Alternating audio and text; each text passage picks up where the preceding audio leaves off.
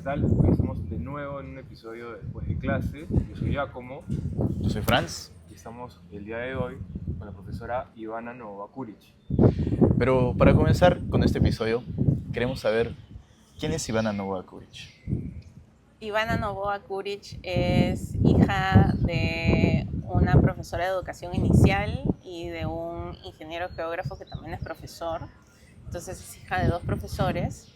Creo que eso influyó en que yo me vuelva profesora también. Es una persona que le gusta mucho el arte, que tal vez debió dedicarse más al arte desde más temprano. Eligió Derecho porque también era parte de su vocación, así que también es abogada. Y le gusta mucho bailar, es extrovertida, aunque con hints de introversión. y le gusta mucho pasar tiempo con la gente que ama y con su perro, que es como su hijo. Profesora, usted dijo que debió dedicar mucho más tiempo al arte. Sí. Significa que ahora sí le dedica un poco más de tiempo. ¿A Ahora qué le arte dedico. practica usted? Bueno, bailo salsa. Eso es algo que, si en algún momento tuve una crisis vocacional, antes de empezar letras, fue con la danza. Pero claro, siempre también tuve vena o digamos una conciencia social marcada gracias a mis papás. Y entonces, claro, yo era consciente de que viniendo de clase media no iba a tener los recursos de Vania Macías para hacer un cambio con la danza y generar un impacto positivo social necesariamente. Así que terminé confirmando que Derecho era la carrera. Y no me arrepiento de haber elegido, pero sí le dediqué tiempo durante el estudio de la carrera a estudiar, por ejemplo, a aprender a bailar salsa cubana, estilo casino, que es algo que amo. Pero antes de eso, antes de empezar la carrera, pintaba con acuarela. La fotografía es algo que siempre me ha gustado, aunque recién he comenzado a llevar pequeños cursos, pequeños porque no me permite en mis tiempos llevar como un curso más grande, más profesional todavía. Entonces sí estoy dedicándole tiempo a hacer cosas como manualidades, o sea, collage, por ejemplo, es una nueva técnica que estoy aprendiendo, además de continuar pintando y de ahora sí tomar clases de fotografía de manera más seria, ¿no? Profesora, para usted el arte, creo yo, desde lo que he podido escuchar, creo que para usted el arte es lo que para mí ha sido el deporte. ¿Usted cree que a través del arte se puede conocer a sí misma? Totalmente. A ver, siento que el arte es parte de las cosas que sostienen de manera individual y colectiva a las personas a través de las tragedias que vamos viviendo de manera individual y colectiva, ¿no? Y el deporte también probablemente es eso, ¿no? O sea, no en vano estamos como devastados socialmente por las crisis políticas constantes, pero cuando hay algún evento deportivo, me rehúso a enfocarme en el fútbol, la gente encuentra un poco o mucha alegría en eso, ¿no? Para mí el arte es muy similar, ¿no? O cumple la misma función, ¿no? ¿Qué es lo más bonito del arte? ¿El momento en el que uno lo practica o cuando lo demuestras a otra persona y le gusta a esa persona? Creo que cuando uno lo practica. ¿Ah, sí? O sea, hay muchas cosas que uno puede hacer y que no necesariamente las muestra en público, pero claro, el poderlo mostrar también hace que las personas puedan conectar con lo que tú creaste, no necesariamente desde el mismo lugar desde el que tú conectabas, ¿no? O sea, la pieza que tú hayas creado tiene un significado para ti, que no necesariamente va a ser el mismo para la persona que lo observa, pero si puede conectar con esa pieza de alguna forma o le puede tocar alguna fibra, es también bonito, pero de manera, digamos, individual, en el proceso individual de de conocerse. Creo que el practicar una actividad artística puede ayudarte a hacer cosas que, como decíamos antes de empezar la entrevista, el capitalismo no suele permitirnos, ¿no? Que es vivir el momento presente.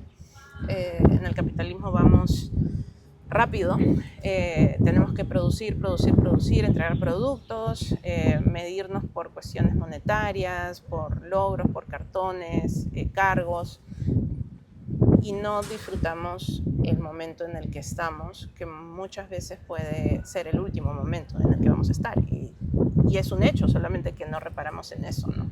Entonces, el practicar una actividad artística hace que te concentres en eso, en ese momento, en conectar con las emociones que necesitas sacar también en ese momento, que tal vez están ahí en la cabeza o en el pecho, y que a las que a veces no hay tiempo dentro del capitalismo para poderlas atender.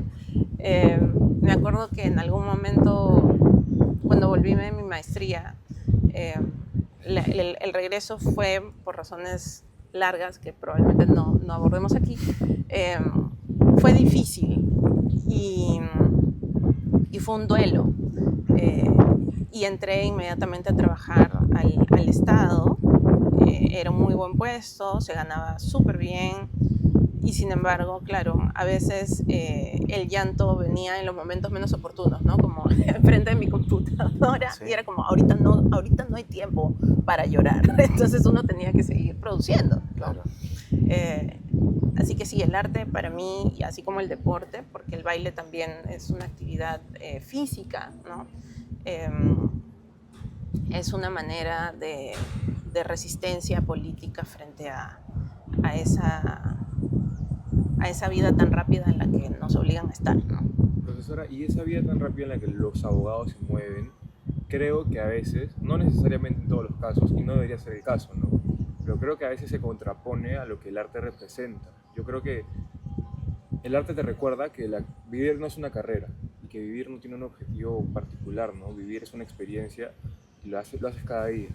Pero ¿cómo lo integra? ¿Cómo integra pintar, la danza, o quizás cualquier tipo de arte que a usted le guste con la profesión? Uh-huh. Porque siento que cuando te vuelves abogado o abogada en su caso, a veces nosotros pensamos en que estamos en una carrera, ¿no? Y tenemos que subir de practicante, asistente asociado, socio, y tu vida solo se centra en eso. Uh-huh. ¿Cómo cambia el enfoque usted y cómo lo integra con su profesión? El cambio de enfoque no ha sido sencillo, porque vengo de una historia desde niña donde desde un buen lugar mis papás me formaron para ser como un pequeño humano de alto rendimiento. Las expectativas eran altas. Eran altas y las cumplí. O sea, era muy buena alumna en el colegio. De hecho, también, por ejemplo, era deportista cuando era niña y adolescente. Nadaba para competencia. Entonces, mi ritmo era ir al colegio. La movilidad me dejaba a las 2 de la tarde y pico en la natación. Mi mamá me estaba esperando con el almuerzo, almorzaba, esperaba un rato y empezaba a entrenar, y luego volvía a mi casa a hacer la tarea, ver una hora de tele, dormir, y al día siguiente era así, ¿no? Era duro. Y luego, bueno, vino la época de prepararse para la universidad, de entrar a la universidad y de seguir estudiando de manera muy intensa para, digamos, proyectos o fines más a largo plazo, como la maestría, ¿no? Y una beca para la maestría, y etc.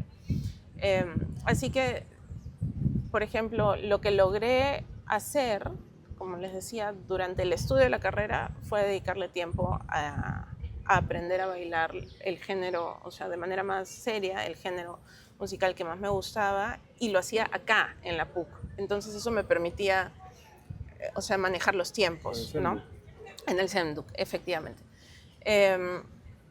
Pero esta vida de conseguir logros de ser la primera, de estar en el orden, en el cuadro de mérito de la promoción, etcétera, claro, uno se siente orgulloso y ha sido útil para, por ejemplo, conseguir mi maestría, para conseguir una beca, que sabía que no necesariamente mis padres iban a poder ayudarme a pagar, o sea, una beca o mejor dicho, los costos de una maestría en el extranjero.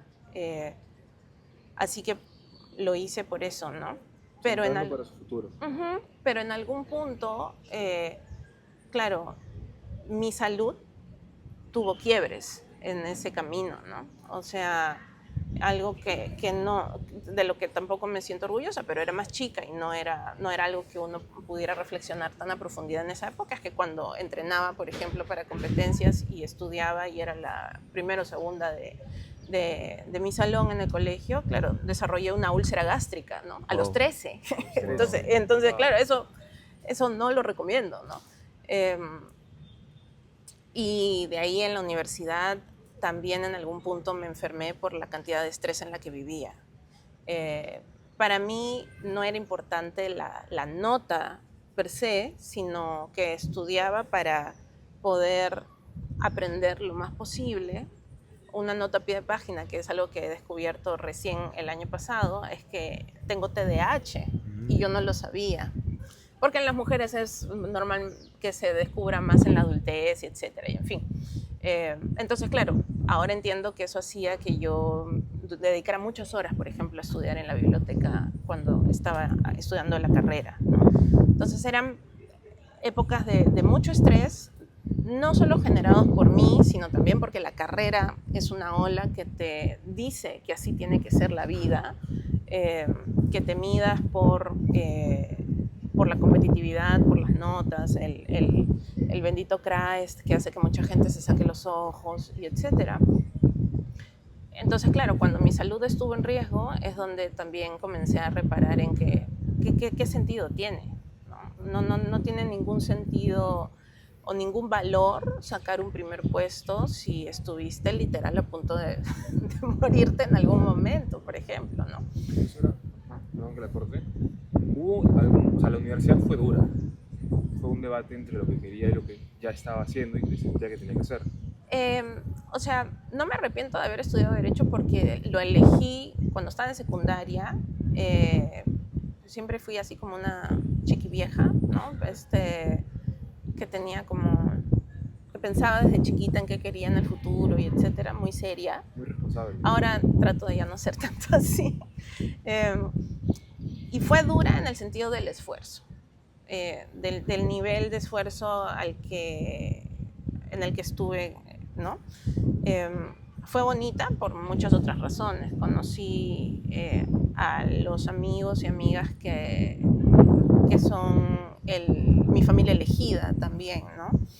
En el colegio también he conocido gente que es parte de mi familia elegida hasta hoy, pero en la universidad creo que conoces también a personas con las que conectas en un momento donde estás más grande, donde haces más introspección, conectan con valores también ya más adultos.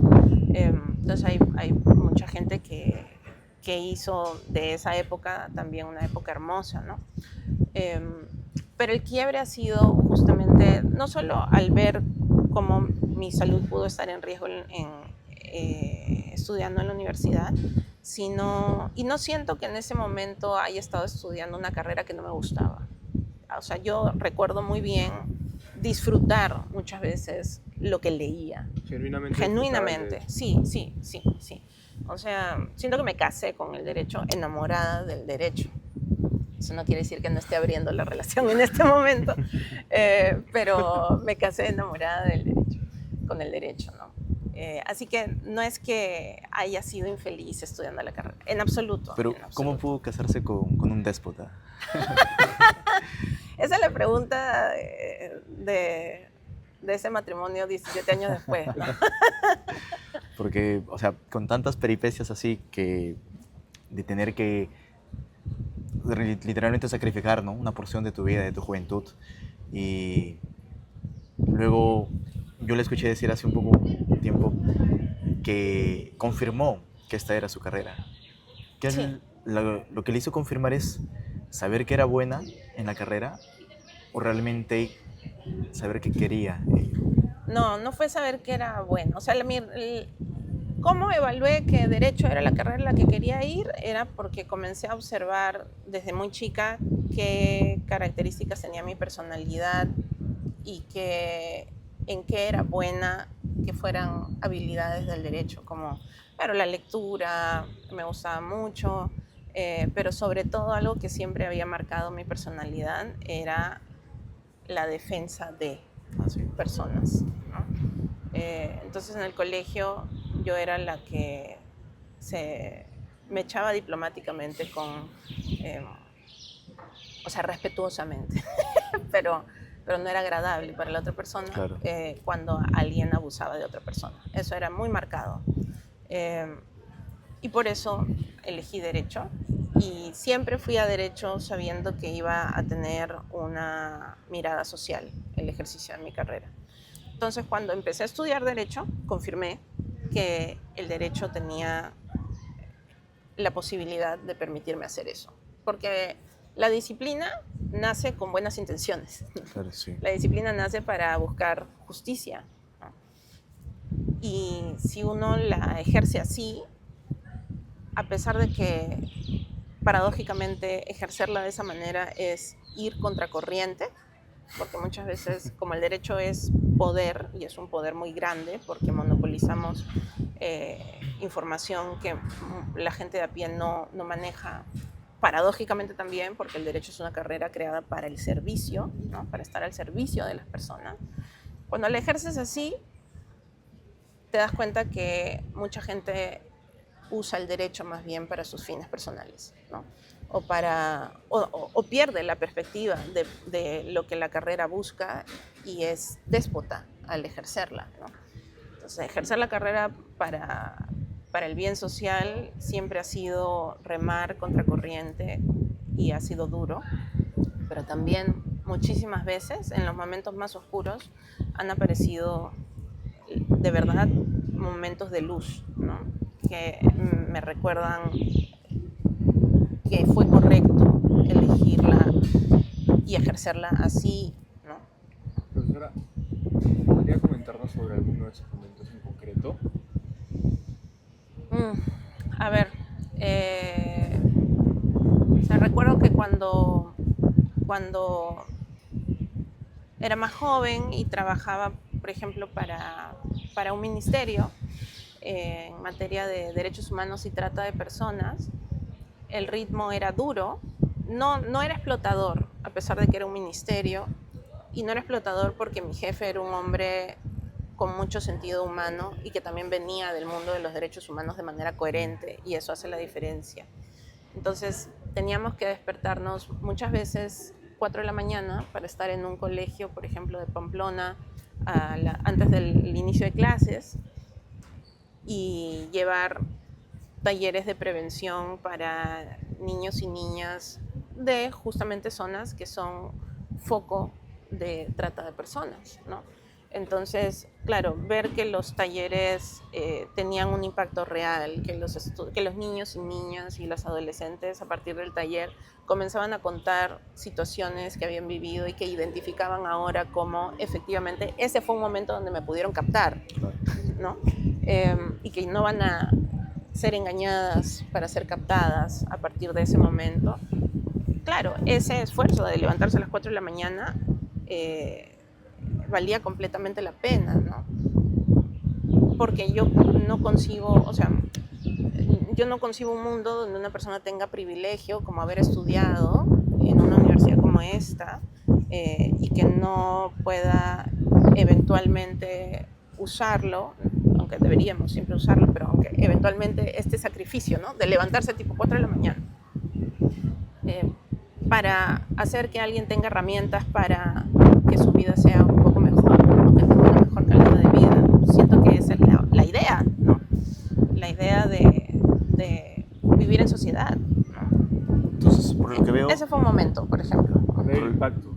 El ver el impacto. Y otro momento que ha sido más cercano es cuando se me permitió crear el consultorio de violencia de género aquí. Para Recibe bastantes consultas.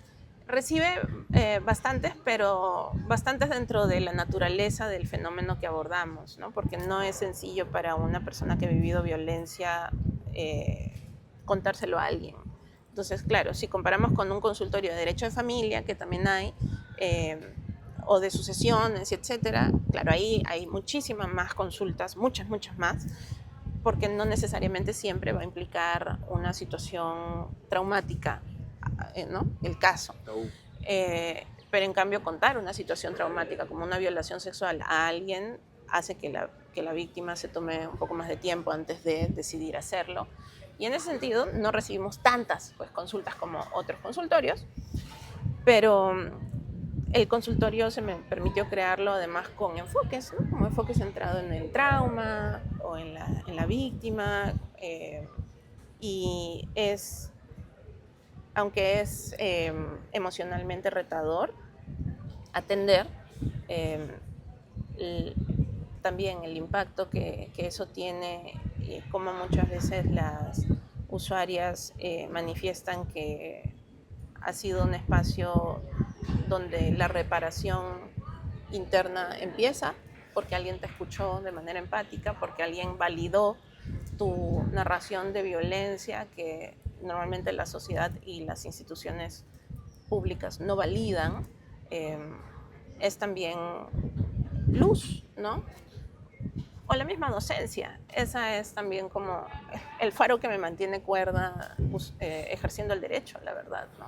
Entonces, o sea, yo personalmente creo que es maravilloso que haya podido encontrar una manera en la que el ejercicio profesional del derecho le permita no solamente sentir que vive una vida llena de propósitos, sino de impactar positivamente las vidas de personas a esa escala. Mi pregunta también iba por el lado de cómo lidia emocionalmente con toda esta carga que hay en su ejercicio profesional. Vamos a terapia. La terapia siempre la recomiendo. Ir a terapia es una de las herramientas. ¿Qué es lo mejor de ir a terapia? A ver, o sea, yo soy fan de ir a terapia, pero yo sé que no es algo que todo el mundo necesite o no necesariamente es la herramienta que todo el mundo le va a funcionar, ¿no? Entonces tampoco creo que haya que imponer el ir a terapia, pero sí creo que hay que conscientemente buscar espacios que nos permitan sacar las emociones que tenemos, un espacio que nos permita analizarlas, transitarlas, no evadirlas, sino transitarlas. Y claro, para otros el arte puede ser eso, ¿no? O conversar con determinadas personas puede ser eso. Repíteme la pregunta. ¿De qué manera lidia? ¿De qué manera lidio?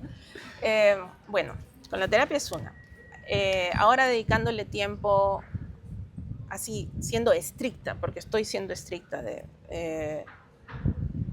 dedicarle una vez al mes a ir a una clase o un taller de arte. Por ejemplo, el collage es lo que estoy haciendo últimamente, ¿no? O lo de la fotografía. Entonces, lidio con eso a través de ser muy estricta con mis espacios de cuidado emocional personal, ¿no? Nunca fui partidaria de que me exploten, y antes el capitalismo me hacía sentir que tal vez yo era la que estaba mal cuando era practicante de estudio, y decía, pero ¿por qué no me gusta quedarme hasta las 3 de la mañana? ¿O por qué no me gusta y me siento tan mal que me hagan quedarme hasta, o sea, que me hagan trabajar 12 horas y media diarias, ¿no? Siendo practicante. Claro, siendo practicante. Es como, estoy yo mal, elegí mal la carrera, porque los demás lo normalizaban, ¿no? Es como, es lo que es, ¿no?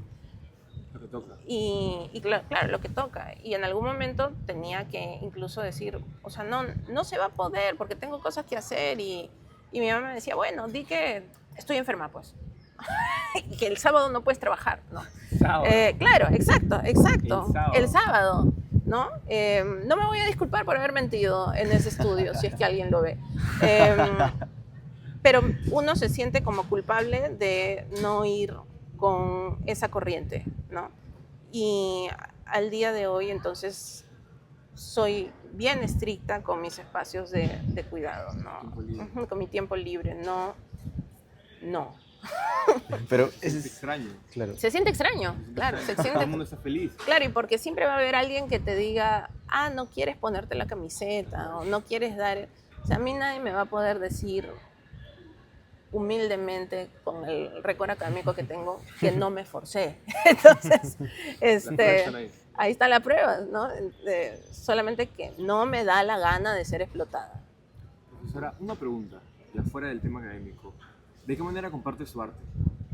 Ya, qué roche. Lo de la fotografía es algo que, ya bueno, el Instagram pues es un espacio, por ejemplo, es algo que recién he creado a raíz de que comencé a llevar mi primer curso de fotografía y que lo hice también como, o sea, eventualmente, a ver si, no sé, en 10 años algún día tengo una exhibición, recordaremos esta entrevista. Y claro, dije, bueno, hay que mostrarla porque igual parte del curso era crear como tu portafolio fotográfico, ¿no? Y era un curso a distancia, online, y entonces por eso creé ese Instagram y ahí entonces he comenzado a subir mis fotos ya pulidas y etcétera. Esa es una, ¿no? Otra manera ha sido que cuando pintaba, digamos de manera un poco más seria, hace muchos años, entonces hay algunos cuadros que están colgados en la casa de mis papás, por ejemplo. Y mis collages están ahora para enmarcar, para ponerlos en mi propia casa. Entonces, esas son formas, ¿no? Y bueno, la salsa no he tenido una presentación pública todavía. En la Semana de Derecho de cuando era estudiante, sí. Pero de ahí no he tenido como una presentación así seria, ¿no? Salgo, voy a bailar, que es más como no es irme de juerga, es ir específicamente a bailar salsa. Salsotecas del estilo terapia, por ejemplo. O sea, en algún momento fue la Casa de la Salsa, por ejemplo, pero luego le pusieron una bomba este año, entonces ya no voy. Entonces hay sitios donde voy específicamente a eso, ¿no? O me junto con algunos, o sea, tengo dos mejores amigos que también bailan salsa desde la misma época que yo y a veces nos juntamos a simplemente bailar salsa en la casa. Claro, no es compartirlo del todo, a veces lo comparto también, pero ese es mi Instagram personal. Sí. La salsa es un baile muy alegre. Yo creo que el solo hecho de bailar salsa ya te cambia el ánimo.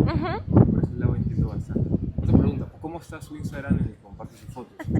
Se llama Ojo Puro. Ojo puro. Sí. A ver, déjame ver si es que es Ojo Puro o Ojo Punto Puro, porque nuevamente el TDAH es Ojo Punto Puro. Ojo punto puro. ¿Por qué el nombre? ¿Por qué el nombre? Porque es un concepto que aprendí justamente en el curso de fotografía. El curso era sobre mindfulness a través de la fotografía. La meditación, el mindfulness es algo que practico desde el 2018. Y entonces por eso me gustó el curso. Y en el curso habían también partes teóricas, ¿no? Donde nos compartieron ese concepto que hablaba justamente de mirar la fotografía, de que la fotografía lo que refleja es su manera de ver la vida, ¿no? Eso. Si pudiera elegir un solo tipo de arte para practicarlo por el resto de su vida, ¿cuál sería? Un solo tipo de arte, perdón, ya me estoy zancochando. Ese es un problema. Esa pregunta es un problema. ¿Le gustan muchos? O... Sí, es que genuinamente me gustan muchos. Por ejemplo, o sea, si entran al Instagram de Ojo Puro van a ver que en la descripción dice que no soy fotógrafa, que en esta vida no fui fotógrafa profesional, al menos no todavía, pero literalmente pesadillas recurrentes son perder mis fotos, porque ¿Sí? para mí las fotos son desde chica, o sea, si le preguntan a mis amigos del colegio, siempre fui la loca foto de llevar la cámara, incluso A los paseos. las antiguas, esas Claro. que ¿Tipo Polaroid? sí, o las Kodak larguitas, hace 800.000 años, que tenías que mover la ruedita Claro, para claro. que pase la siguiente, El rollo. ajá, el rollo. Y yo siempre la llevaba a los paseos o a las reuniones. Siempre me ha gustado captar los momentos felices, ¿no? ¿Aún las guarda? Sí, claro, tengo álbumes, las imprimo, las imprimía, ¿no? Entonces, las guardo y las que tomo ahora digital también las imprimo a veces. Entonces, claro, las fotos para mí son sumamente preciadas, sumamente preciadas. O sea, mi peor pesadilla, si se me pierde el celular, es que se pierdan las fotos, ¿no? Porque son memorias y uno no sabe cuánto te va a durar la memoria tampoco, ¿no? O la memoria de la memoria. Profundo. Ujú. Entonces sí, para mí es una manera de capturar momentos felices, ¿no? Profesora, hace un rato mencionó a sus dos mejores amigos. Hay Dos de. dos de sus mejores amigos. Y hay una pregunta que yo quiero hacerle desde la clase en la que los mencionó. Y es, usted tiene unos criterios bien estrictos para seleccionar sus amistades. Yo, desde que la escuché, he intentado aplicarlos. La curaduría. Y he empezado a borrar un montón de amigos. Sí. Esos criterios, ¿cómo nacen? Y son, o sea, yo siento que sí valen la pena. O sea, mis mejores amigos hombres o mis mejores amigos en general. Yo me imagino que aplica en general. Sí, o sea, tienen que ser personas que sean espacios emocionalmente seguros, ¿no? Y eso implica también un ejercicio personal de introspección y de construcción, porque la deconstrucción no es solamente pues, sobre género, ¿no? Sino que también hay muchos estereotipos y estigmas sobre la salud mental o sobre cómo valorar o juzgar cuando alguien te cuenta una situación que le duele, ¿no? Entonces, primero es que tienen que ser personas que sean espacios seguros para uno, ¿no? Para poder hablar y decir lo que uno siente sin juzgamiento. Eso no quiere decir que tus amigos, al menos como yo lo veo, no te van a decir lo que tienes que escuchar.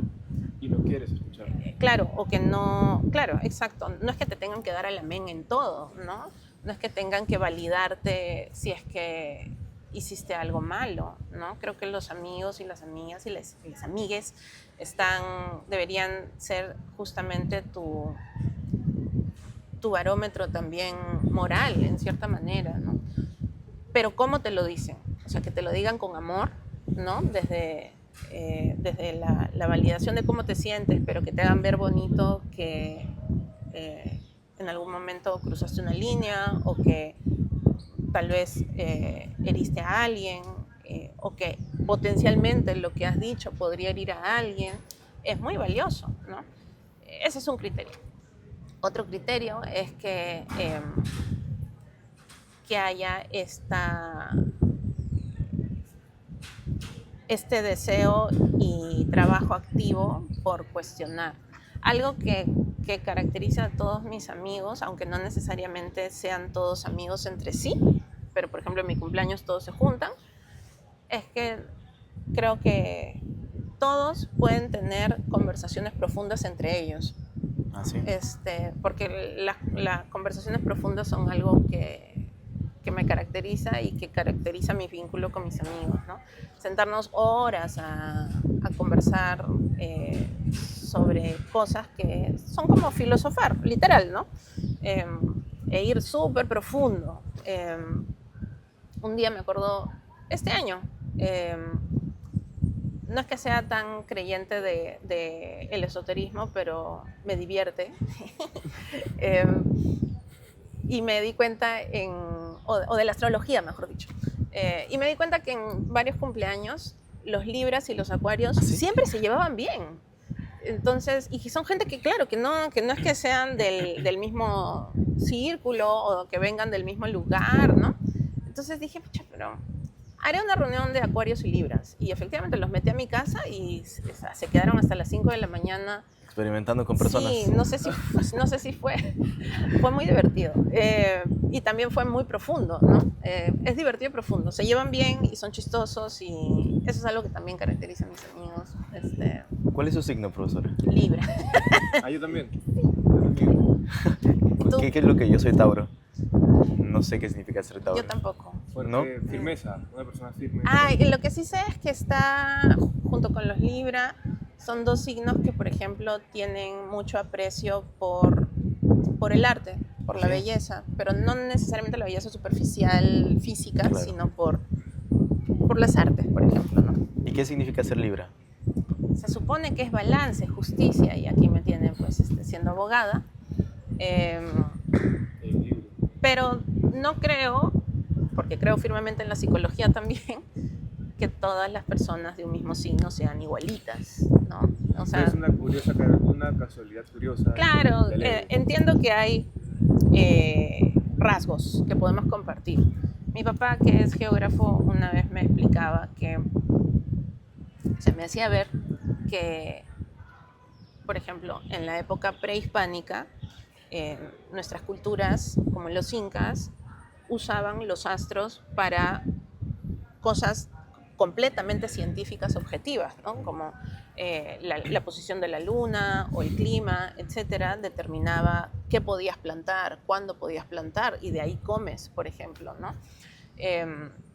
Y probablemente muchas otras cosas. Y mi papá siempre me recuerda que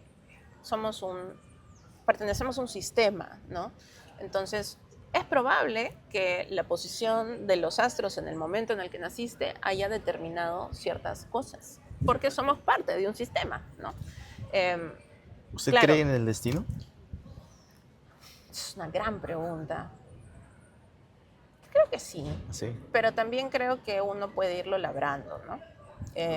O sea, la personalidad está compuesta por experiencia y carácter, y el carácter es genético y la experiencia es lo que tú vives, ¿no?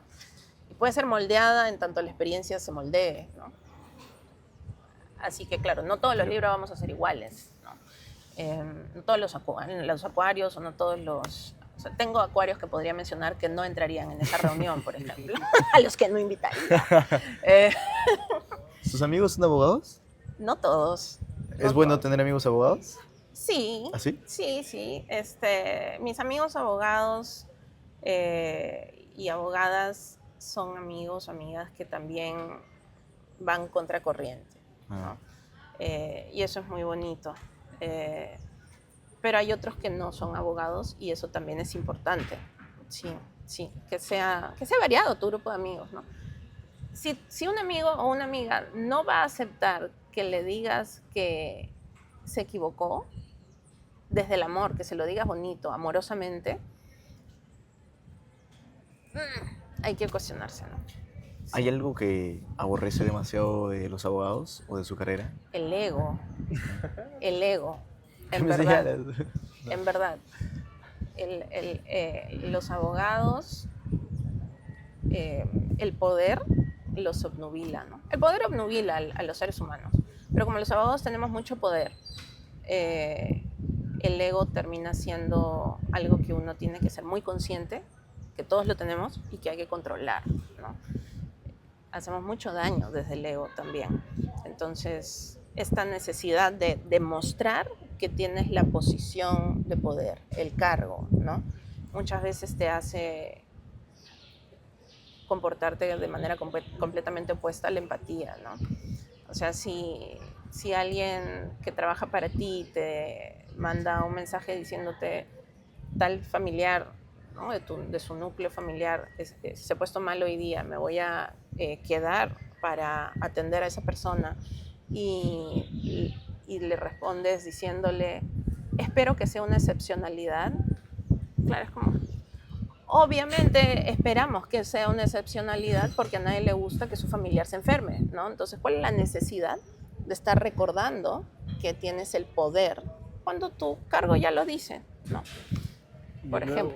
De nuevo está esta creencia de que el ser humano es una máquina, ¿no? Y le reclama al ser humano como si fuese una máquina que está fallando, que no debería fallar, que no debería tener esa mentalidad. Y se olvida que el ser humano es humano, no es perfecto. Así es. El día en que nos vayamos a morir, o sea, si nos fuéramos a morir mañana y nos dicen, mañana es tu último día, creo que en lo último en lo que pensaríamos es en el pendiente de la oficina. Definitivamente. Creo, ¿no? O sea, estaríamos pensando en qué demonios no cumplí de mi lista de sueños, ¿no? O a quién no he visto y amo mucho y no he visto en los últimos días y necesito ver, ¿no? Para despedirme. Pero el trabajo es lo último en lo que pensaríamos, ¿no? porque en verdad pues el trabajo está para que podamos vivir, no que vivamos para trabajar, ¿no? Y yo sé que eso es completamente impopular, eh, pero creo que hasta las personas que más se, se autoexplotan, y hay otras que son explotadas, y eso siempre hay que recordarlo, pero las que explotan y se autoexplotan son, o sea, incluso ellas, dudo mucho que cuando les digan te vas a morir mañana, estén pensando en el trabajo, ¿no? Y desde su posición de profesora, tener esta conducta tan como contraria a, digamos, tener que ser abogado solo por el poder, el conocimiento, ¿cómo entonces motivar, digamos, a un alumno para que se esfuerce en su carrera, a ser bueno? Porque entiendo que para ser altruista, digamos, apoyar a los demás con tus conocimientos, basta, digamos, con, en mi opinión, bastaría con tenerlo seguro, pero no a llegar al punto de ser el mejor de la clase, ¿no? Para ayudar a los demás. Así es. Entonces, ¿cómo motivar a los alumnos a tener que leer, cumplir sus deberes, si a fin de cuentas, digamos, lo último que deben perseguir es mirar encima del hombro a sus demás compañeros? Ujú. O sea, uno tiene que, creo, ser consciente de que las decisiones que toma tienen consecuencias. Y tomar, o sea, elegir una carrera es una decisión que va a tener consecuencias. Como por ejemplo, que la carrera que hayas elegido tenga determinadas características por naturaleza y que busque una finalidad por definición, ¿no? Como la medicina o el derecho, ¿no? Que la medicina busca curar, brindar calidad de vida, probablemente alguien que estudia medicina lo diría mejor que yo, pero salvar vidas en todo caso, ¿no? El derecho busca justicia y garantizar derechos fundamentales, ¿no? Hay corrientes que dicen que no es así y no estoy de acuerdo.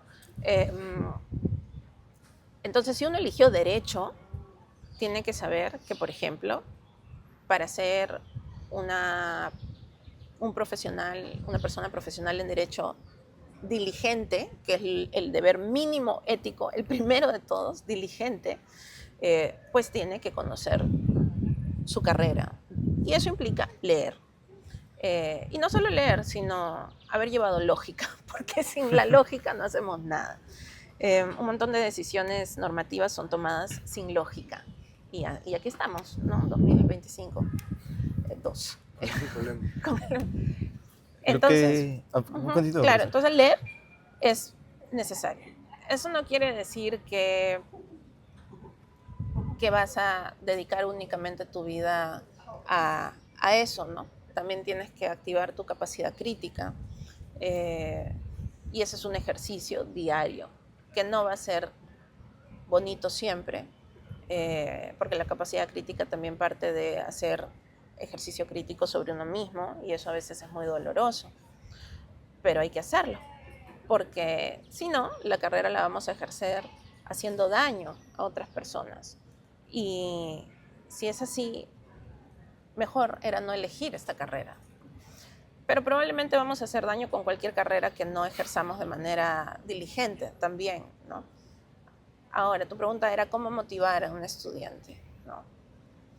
Yo sé que hay distintas razones por las cuales uno puede haber elegido el derecho y no todas tienen que ser como ser altruistas, no todas tienen que ser razones altruistas, pero sí hay deberes, como digo, ¿no? Que vienen con la naturaleza de la carrera y que se tienen que cumplir porque de lo contrario,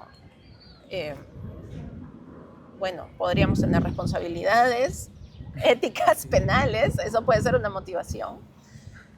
Pero finalmente, desde el mismo sentido de la vida, ¿no? El otro día estaba escuchando sobre eso y leyendo sobre eso, que la filosofía es preguntarnos en buena cuenta cuál es el sentido de la vida, para qué estamos acá, claro.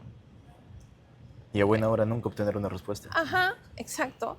O sea, el por qué estamos acá sin que hayamos elegido venir, muy probablemente está vinculado al amor, ¿no? Y el amor no es necesariamente romántico, ¿no? Sino que el considerar a la persona que tienes a tu costado un ser humano y mirarlo con compasión, no con lástima, sino con compasión en el sentido de entender que incluso si esa persona se comporta de manera que hace daño a otros o que es inadecuada o que es terrible, es muy probablemente, o sea, hay razones detrás que probablemente sean trágicas de ver que han llevado a esa persona a no comportarse desde el amor al otro ser humano, ¿no? Entonces, los seres humanos tenemos que conducirnos en la vida con amor para poder sobrevivir, ¿no? Ya que nadie nos preguntó si queríamos venir. Yo diría que más que para sobrevivir, para vivir. Para vivir, exactamente. Para vivir. Sí, tienes toda la razón. Para vivir, ¿no? O sea, una criaturita que recién nace no va, sé que científicamente no sobrevive en sus primeros días si no recibe contacto físico, por ejemplo, ¿no? Y mi hermana es psicóloga y también me gusta la psicología, y también sé que muchas condiciones o trastornos también se desarrollan tempranamente desde la falta de amor, ¿no? Entonces, claro, ¿de qué sentido tiene un mundo con personas donde no vivimos recibiendo amor, ¿no? Y a veces no recibes amor en tu casa, pero a veces una profesora o un docente te puede demostrar amor a través de cómo te trata, por ejemplo. ¿Cómo te preocupas? Uh-huh. Profesora, hasta ahora me parece que esta es la entrevista más larga que hemos tenido. Es que me gusta mucho hablar. Me agrada mucho. Perdón. Pero también entiendo que usted debe tener otras cosas que hacer. Entonces, para ir cerrando la entrevista, a mí me gustaría preguntarle, ¿qué le diría a la Ivana Nova de 20 años? Qué pregunta tan hermosa y tan difícil. Le diría que la vida que la sociedad le hizo imaginar no es la que va a tener y que eso no está mal. Que va a ser una vida muy hermosa, llena de mucho amor de parte de muchas personas, que su familia es una fuente de amor inmensa, su familia nuclear de sangre, pero que también va a tener la dicha de cultivar vínculos que sean familia elegida, que va a encontrar en el camino muchos obstáculos, pero que siempre va a encontrar ángeles en el camino, que todo va a estar bien, a pesar de que a veces la vida sea dolorosa. ¿Le obligaría a hacer o no hacer algo? A la Ivana de 20, años, sí. la obligaría a hacer o no hacer algo. Yo no me arrepiento de nada de lo que he hecho. Ese fue mi primer tatuaje, además. ¿Ah, sí? Eso no quiere decir no mirar críticamente cuando uno se ha equivocado para aprender de la equivocación. Pero de decisiones que haya tomado, que sé que a algunas personas le pueden haber parecido como irresponsables, tipo irme a un viaje muy joven, ¿no? No me arrepiento de ninguna, con todas he crecido. Y si la obligaría a hacer algo es tal vez ahorrar un poquito más. Sí, a ahorrar un poquito más. Pero de ahí la obligaría a estudiar menos. ¿Ah, sí? Que alguien nos obligue a eso, por favor. Todos. Estudiar menos no es estudiar menos diligentemente. Es simplemente darle más prioridad a tu salud, ¿no? Uh-huh. Muchas gracias, profesora. Es una entrevista fantástica. Gracias a ustedes. Muchas gracias. Gracias a ustedes, chicos. Muchas gracias.